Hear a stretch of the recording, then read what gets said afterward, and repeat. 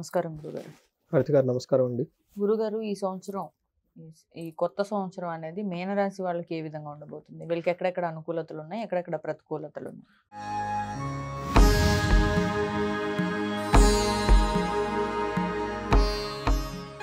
మనం మీనరాశి చాలా ఇంట్రెస్టింగ్ అయిన క్యారెక్టర్ అండి. ఓన్లీ మీనరాశికి ఉంటుంది, వేరే ఏ రాశికి ఉండదు. ఏంటంటే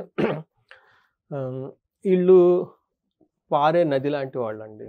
ఈ రాశి వాళ్ళే మాత్రమే వేరే ప్రతి రాశితో కంపాటబిలిటీ ఉంటుంది. అంటే ఈ రాశి వాళ్ళు మేషరాశితో చక్కగా ఉంటారు, తర్వాత కన్యరాశితో చక్కగా ఉంటారు, కుంభరాశి, మకర రాశి, అన్ని రాశుల వాళ్ళతో బాగా కనెక్ట్ అయి ఉంటారండి. వీళ్ళు ఎవరితో కూడా నొప్పించకుండా తానొప్పక తప్పించుకు తిరుగువాడు అన్నట్టు వీళ్ళు కొంచెం అన్నట్లు ఉంటారండి. అందుకని వీళ్ళకి ఫిష్లు రెండు ఉంటాయండి, ఒకటి పైకి ఒకటి కిందకి.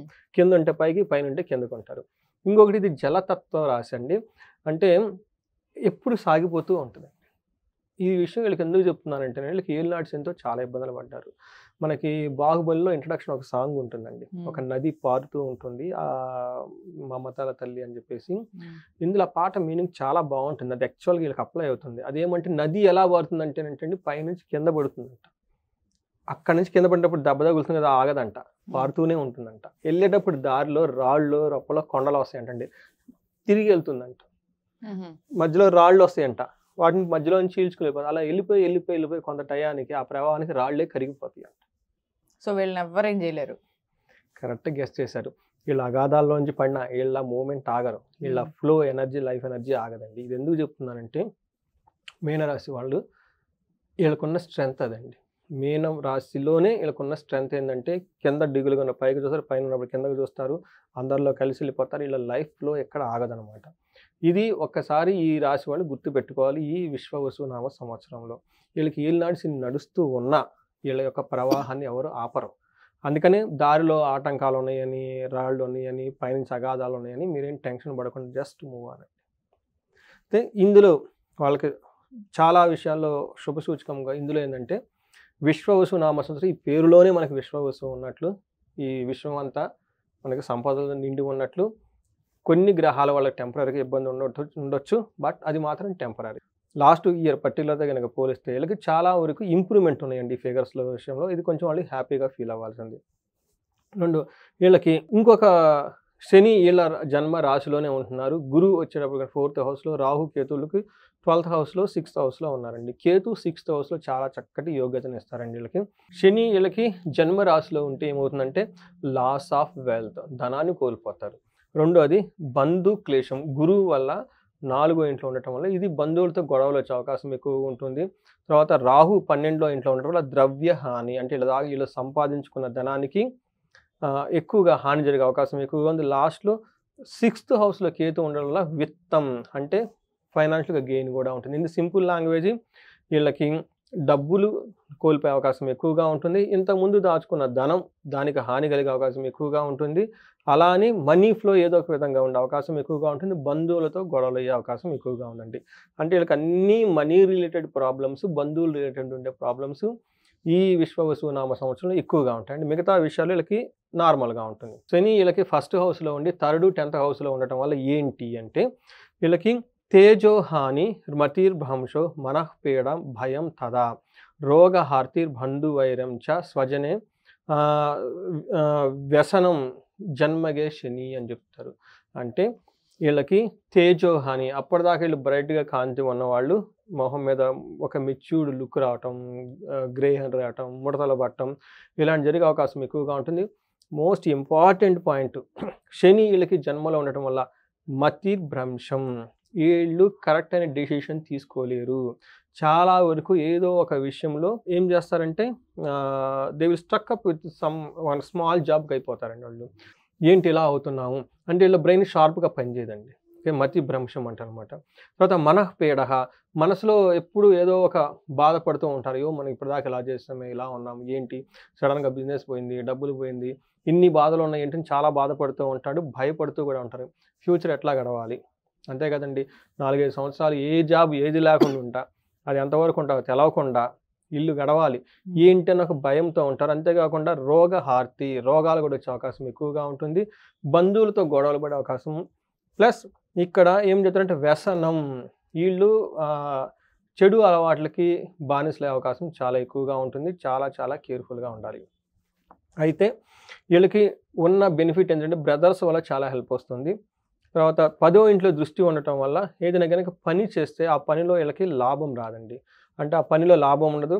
ధనాన్ని కోల్పోతారు. Loss of employment. అంటే ప్రొఫెషనల్ రిలేటెడ్ మ్యాటర్స్‌లో ఎక్కువగా వీళ్ళకి లాభం ఉండదు.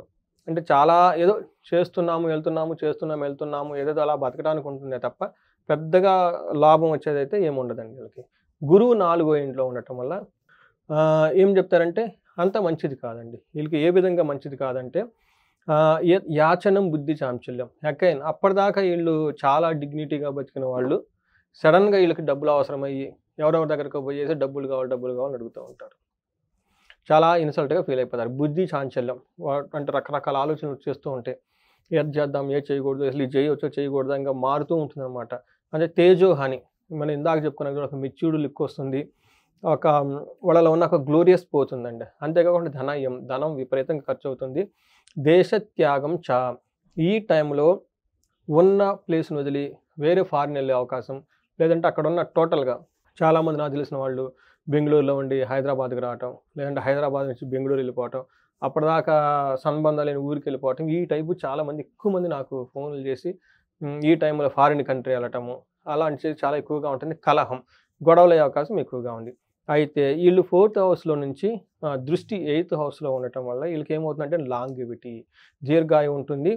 తర్వాత ఖర్చులు శుభకార్యాల గురించి ఎక్కువ ఖర్చులు పెడతారు. తర్వాత వీళ్ళకి 12థ్ హౌస్‌లో రాహు ఉండటం వల్ల ఏమవుతుందంటే ఇది కూడా మంచి ప్లేస్ కాదండి.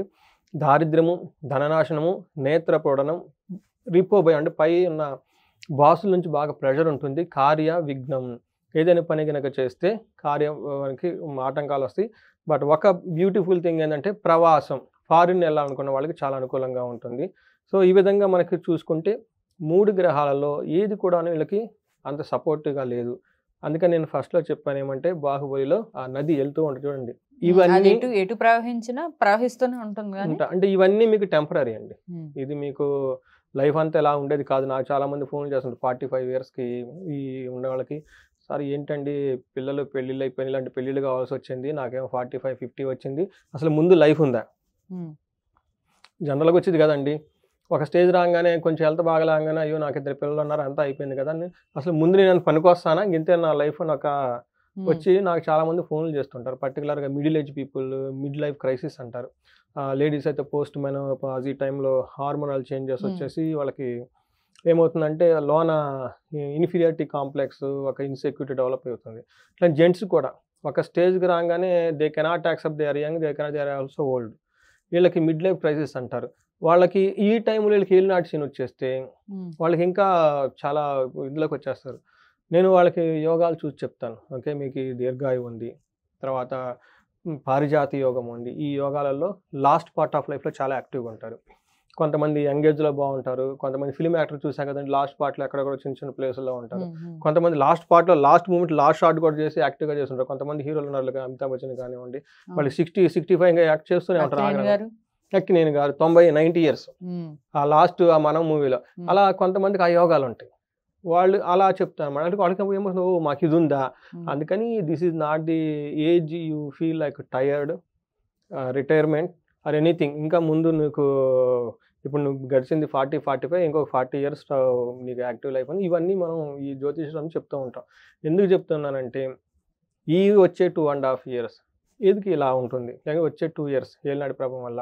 ఇదేంటండి మీకున్న ఫుల్ లెంగ్త్‌లో ఒక మంచి జీవితంలో ఒక స్టెబిలిటీ రావటానికి, ఆధ్యాత్మికంగా ఎదగటానికి, కొత్త స్కిల్స్ నేర్చుకోవటానికి, రిసోర్స్‌ని తక్కువ డబ్బులో లైఫ్‌ని ఎలా ఉన్నతంగా బతకాలి.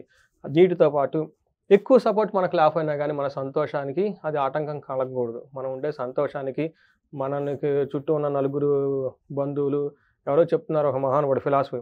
ఇటు అమ్మ తరపున ఒక 10, 15 మంది ఉంటారంట బంధువులు. ఎక్కువగుండే అంతే కదా! నాన్న తరపున ఒక 10, 15 మంది. లేదంటే నా భార్య నేను తరపున ఒక 10, 15 మంది. ఫ్రెండ్స్ ఒక 10 మంది, 15 మంది. మొత్తం కలిపి మన సర్కిల్ ఎంత 35, 40 ఈళ్ళు కాదు కదా మన లైఫ్. హ్మ్. ఈళ్ళని వదిలేసి బయటికి పోతే ప్రపంచం చాలా గొప్పది.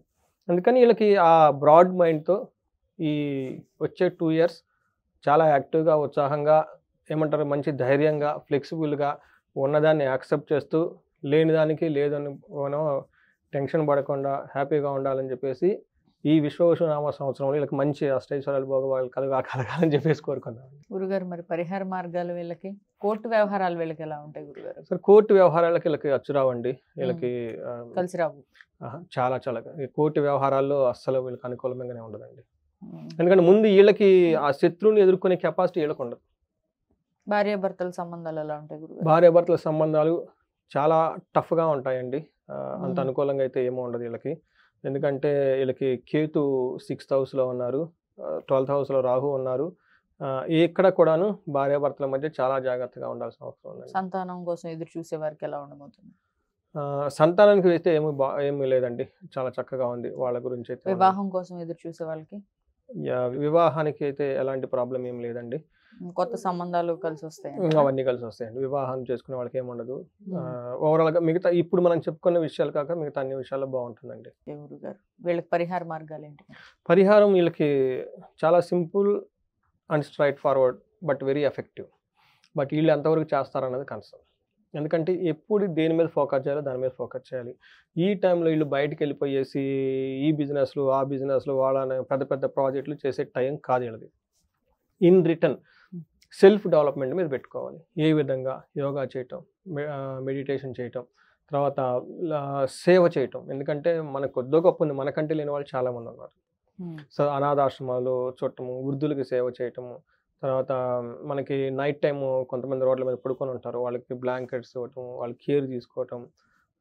ఇంకా వీళ్ళు ఏదో కనుక చేయగలిగితే టెంపుల్స్కి వెళ్ళిపోయేసి అక్కడ సేవ చేయటం. కొన్ని చోట్ల మనకి యజ్ఞాలు హోమాలు జరుగుతూ ఉంటాయి, అక్కడ కూర్చోవటం. అక్కడ వాళ్ళకి చిన్న చిన్న పనులు, అంటే డబ్బులు వెళ్ళి చేయాలని అవసరం లేదు, ఆల్వేస్ అక్కడ అదేంటంటే సామూహికంగా పెద్ద పెద్ద పనులు చేస్తూ ఉంటారు. అలాంటి వాటికి వెళ్ళటం, పార్టిసిపేట్ చేయటం. తర్వాత బాగా ఏజ్ ఓల్డ్ స్క్రిప్చర్స్ కొన్ని ఉంటాయండి, వాటి మీద వర్క్ చేయటం. నాకు వెళ్ళిన టైంలో మా గురువులు చెప్పారు యాన్షియంట్ స్క్రిప్చర్స్ మీద బాగా వర్క్ చేయమని చెప్పేసి. నేను ఈ ఆస్ట్రాలజీ ఓల్డ్ బుక్స్ ఎప్పుడెప్పుడో సంస్కృతంలో ఉన్నాయి, అసలు ఈ కాలం వాళ్ళకి సంబంధం లేని బుక్స్ తీసుకోవటం, ఆ శ్లోకాన్ని డీకోడ్ చేయటం, పదార్థం రాయటం, దాని మీనింగ్ తీసుకోవటం. అలానే అష్టావక్ర గీత అని ఒక బుక్ ఉంటుంది, అది నాకు తెలుగులో పెద్ద అక్కడ నాకు కనపడలేదు నెట్లో. అది కన్నడలోను ఇంగ్లీష్లో తర్వాత కొన్ని ప్లేస్లో తెలుగులో ఉంది, కానీ మరీ ఓల్డ్ స్క్రిప్చర్ ఈ జనరేషన్కి అర్థం కాదు. వాటిని తీసుకోవటం, ప్రతి పదార్థాన్ని డీకోడ్ చేయటం, ఇలా వీటి మీద ఎక్కువ ఫోకస్ చేయాలి. అలానే మనకి యోగా వశిష్టం అని కొన్ని బుక్స్ అంట, బాగా age old Sanskrit related books కూడాను మనకి ఈ శనికి సంబంధించిన బుక్స్ అనమాట. అంటే ఏమంటారు, శని వచ్చేటప్పటికి సంస్కృతము ఓల్డ్ని రిప్రజెంటేషన్ చేస్తుంది. ఇలాంటి ఓల్డ్కి సంబంధించిన ఆర్టికల్స్ అవన్నీ వాళ్ళు రీవర్క్ చేస్తాం. ఇలా వాటి మీద పెట్టుకుంటే ఏమవుతుందంటేనండి, శని విల్ బ్లెస్ దెమ్ అంటే ఆ ప్రభావం మనకు ఉండదన్నమాట.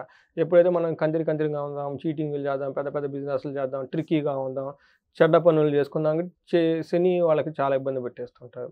డిసిప్లిన్, ఉదయాన్నే లేగటం, యోగా చేయటం, ఇవి చేసుకుంటూ తిరుపతి వెళ్ళి రావటం, హనుమాన్ చాలీసా, తర్వాత శనికి తైలాభిషేకం అంటే చాలా ఇష్టం. శని త్రయోదశి రోజున విడవకుండా వీళ్ళ స్వహస్తాలతో, వీళ్ళకి ఎవరికి బయటకు వెళ్ళిన అవసరం లేదు. అక్కడ మనకి ప్రతి గుళ్ళోనూ నవగ్రహాలు ఉంటుంది. సూర్యుడికి వెనక కరెక్ట్గా శని ఉంటాడండి. వెరీ ఈజీ టు గుర్తుపట్టడం.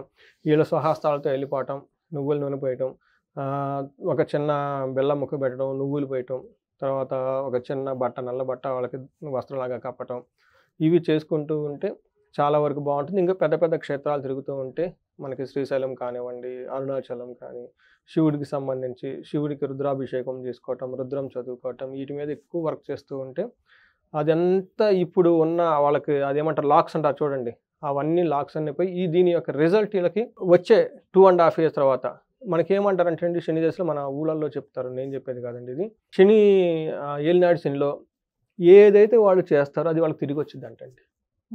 Very very simple logic. ఈ ఏలినాడు శనిలో మనం ట్రిక్కీగా ఉండటం, చేయకుండా పనులను చేస్తే ఆ ఏళ్ళు తిరిగి వచ్చేస్తాయి. ఈ ఏలినాడు శనిలో మనకి పెద్దవాళ్ళకి సేవ చేయటం, తర్వాత ఆధ్యాత్మికంగా ఉండటం, బుక్స్ చదవటం, మనకు ఉన్న దాంట్లో వేరే వాళ్ళకి పెట్టడం, సపోర్ట్ చేయటం, ఒక మంచి నడవడికతో ఉంటే మనకి శని అది తిరిగి ఇచ్చేస్తాడండి. అందుకని ఈ choice is in their choice అనమాట, మీరు ఏం చేస్తారు. అందుకని ఇప్పుడు ఇవన్నీ చెప్పుకున్న వాళ్ళు చేసుకుంటే బాగుంటుంది. అంతేకాకుండా ఇంకొన్ని పరిష్కారాలు వీళ్ళకి టోటల్గా మరణతుల్యం అనేవి కూడా ఉందండి శని వల్ల. ఇలాంటి వాటికి సంబంధించి వాళ్ళు ఏదైనా అమృత మృత్యుంజయ పాశుపత హోమం చేయించుకుంటే చాలా బాగుంటుంది. వీళ్ళకి ధన వృద్ధి కూడా ఉందండి. కేతువు ధనం ఇచ్చే అవకాశం ఎక్కువగా ఉంది కాబట్టి కేతువు నుంచి ఇంకా ధనం రావటానికి గరికతో గణపతిని పూజించిన గణపతి అథర్వ శీర్షం అని ఉంటుందండి. ఇది వేద మంత్రం. వేదిక్ స్టైల్‌లో చాంట్ చేసుకుంటూ పెద్దగా చేస్తూ ఉంటే వీళ్ళకి ధనాభివృద్ధి చాలా ఎక్కువ వస్తుంది. ఇది కాకుండా వీళ్ళకి గురువు మళ్ళా అంత అనుకూలంగా లేరు. కానీ గురువు నక్షత్రం వైపు చూసుకుంటే సంతోషం ఇస్తున్నారు. గురువుని తృప్తిపరచడం చాలా చాలా ఈజీ అండి. కేజీంబావు శనగలు దానం చేయటం, కోటప్పకొండ అక్కడ దక్షిణామూర్తి అవతారం దర్శించుకోవటం, ఇక ఇలా నేను ఎక్కువ సార్లు అక్కడ బృహస్పతి హోమం కూడా చేస్తారు చేయించుకోవటం. లేదంటే వీళ్ళకి నవగ్రహ టెంపుల్స్ కుంభకోణంలో తర్వాత ఆ టెంపుల్స్ వీలైతే ఒక 7, 2, 7 అట్లా కంటిన్యూస్‌గా వెళ్తూ ఉంటే కుంభకోణం నవగ్రహ టెంపుల్. ఇందాక ఎవరో ఫోన్ చేశారు. మీరు కుంభకోణం నవగ్రహ టెంపుల్స్ అన్నారండి. అది ఏంటండి డీటెయిల్స్ అని. దానికి మళ్ళీ నన్ను ఫోన్ చేయకుండా నేను వాళ్ళకి ఇచ్చే సొల్యూషన్ ఏంటంటే యూట్యూబ్‌లో కుంభకోణం నవగ్రహ టెంపుల్స్ అంటే ఒక 10 వీడియోస్ ఈ ట్రావెల్ బ్లాగ్స్ అన్ని పెట్టిన వాళ్ళు చాలామంది ఉంటారు. డీటెయిల్స్ అక్కడ ఉంటుంది. ఇవన్నీ చేస్తూ ఉంటే ఆధ్యాత్మికంగా ఉండటం, అందరితో ప్రేమగా మాట్లాడటం ఉండటం, భార్యాభర్తలు గొడవ చేయకుండా చిన్న చిన్న లైఫ్ స్టైల్ అండి వీళ్ళకి యాక్చువల్‌గా. శని డిమాండ్స్ లైఫ్ స్టైల్ చేంజ్ అండి మనది. అందుకని ఈ రిమూవ్స్ ఎవ్రీథింగ్ బ్యాక్ అండి. డబ్బు ఉంటే డబ్బుతో నడిచిపోతాం. అసలు డబ్బు లేకపోతే నేను నడుస్తాను అంతే కదా. అంతే కదండి. నా పక్కన డబ్బు పెట్టుకుంటే నా డబ్బుని అధికారంతో చూస్తే నన్ను ఎవరు చూస్తారు. అసలు డబ్బు తీసేస్తే నా దగ్గర 4, 5 బాగా నమ్మిన బంట్లు ఉంటారు. వాళ్ళే నాది అనుకుంటే అసలు వాళ్ళని తీసేస్తే అందుకనే ఇలాంటి అప్పుడు మనకి జ్ఞానం తెలుస్తుంది. ఓ డబ్బు లేకపోయినా కానీ నేను హ్యాపీగా ఉండగలుగుతాను. నా పక్కన ఉన్న ఈ 10-15 మంది కాదు నా ప్రపంచం, అసలు ఇంకా చాలా పెద్ద మంది. ఇది ఈ లెసన్ వాళ్ళకి టీచ్ చేయడానికి, ఈ యొక్క జ్ఞానం వాళ్ళకి ఇవ్వడానికి ఈ ఏలినాటి శని. సో ఇవన్నీ చేసుకుంటే చాలా చక్కగా ఉంటుంది. బట్ ఇండివిడ్యువల్గా అగైన్ వాళ్ళ యొక్క జన్మ జాతకంలో దశాభుక్తి చాలా ఇంపార్టెంట్ ప్లే చేస్తుందండి. ఎందుకంటే నాకు తెలిసిన వాళ్ళు ఏలినాటి శనిలో ఒకళ్ళు చాలా ఇబ్బందులు పడి ఉన్న ప్లేస్ అంతా వదిలిపెట్టుకొని ఒక టౌన్ అంతా వదిలిపెట్టి వెళ్ళిపోయారు అక్కడ బతకలేక. ఇంకొకళ్ళు అదే ఏలినాటి శని వాళ్ళు ఇబ్బందులు పడ్డారు. కానీ వాళ్ళు 1.5 కోటి పెట్టి ఇల్లు కొనుక్కున్నారు. గురుదశ వాళ్ళకి నడుస్తుంది, వీళ్ళకేం శని దశ నడుస్తుంది ఏలినాటి శనిలో. అందుకని వాళ్ళకున్న ఆ దశ యొక్క ఇంపాక్ట్ మీద చాలా ఆధారపడి ఉంటుంది. అది కూడా చూపించుకొని ఇంకా ఏమైనా స్పెసిఫిక్ ప్రాబ్లమ్స్లో ఉంటే ఈ టైంలో యాస్ట్రాలజీని కలవటం వాళ్ళకి చాలా చాలా ఉత్తమం అండి. రైట్ గురుగారు, thank you so much. Thank you. So చూసారు కదండి మీనరాశి వాళ్ళ యొక్క ఫలితాలు, అలాగే వీళ్ళకి చెప్పిన పరిహారాలు. దీనికి సంబంధించి మీకు ఏమైనా డౌట్స్ ఉన్నాయా? కొన్ని పరిహారాలు గురుగారు చెప్పడం జరిగింది. అయితే అవన్నీ చేసుకుంటూ చక్కగా మీకు ఏదైతే ఎక్కడైతే ప్రతికూలతలు ఉన్నాయో అవన్నీ అనుకూలతలుగా మార్చుకోండి. Thank you.